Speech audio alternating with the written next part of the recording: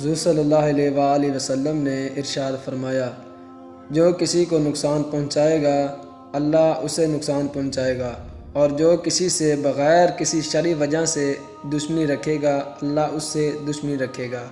ابو داؤد۔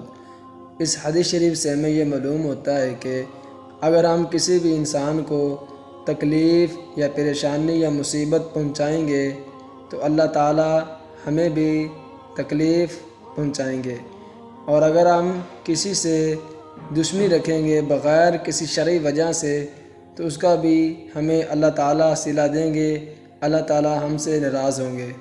دعا ہے کہ اللہ تعالیٰ ہمیں ایسے اعمال کرنے سے بچائے اور محفوظ رکھے۔ اگر آپ اس چینل پر نیو ہیں تو پلیز اس چینل کو سبسکرائب کر دیں، لائک کر دیں، اور ایک اپنی طرح پیارا سا خوبصورت اور بیوٹیفل ایک کمنٹس بھی کر دیں تاکہ ہر آنے والی نیو اسلامی ویڈیو یا اپڈیٹس آپ تک بآسانی آ سکے۔